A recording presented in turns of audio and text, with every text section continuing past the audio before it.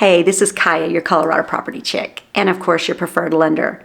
Today I want to talk about paying lump sums towards your mortgage and what your options are. Of course, you can pay a lump sum. You could add it onto your payment. Make sure you add in there that it's going towards principal. If not, it may be put towards interest. But if you do that, and occasionally, or one lump sum, you can knock off years off your mortgage in addition to a ton of interest depending on how much you pay. Your other option is to recast your loan. So recasting your loan is where they re-amortize your payments based on the balance of the loan and the loan terms. So say you inherited $50,000 and your loan balance is $300,000. So if you recast your loan, they take the $50,000 and they put it towards the balance of your loan. So now you would owe $250,000. And they re-amortize, which means they redo all your monthly payments based on the $250,000 value instead of the $300,000. So this is a way to get your monthly payments down lower.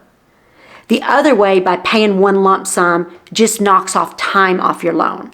So when you recast a loan, typically it's still your same fixed term, whether it's 20, 30, 15. Your interest rate is the same. Everything about the loan is the same besides the balance, because you're changing the balance and redoing the payments based on the new balance.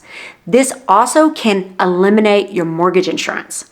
So if you only put down like 10% on your loan or 5% and you have monthly mortgage insurance, if you were to go put down enough to where you had 20% equity now, your mortgage insurance would fall off your loan.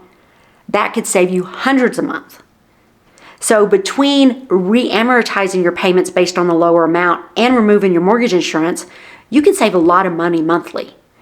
So this option is really useful when you own a home. So say someone owns a home and they want to purchase another home, but they can't sell their home before they purchase a new home. But yet they want to use the money from their sale to get their payments down lower. So they buy a new home, they move into their home, they put their old home up for sale.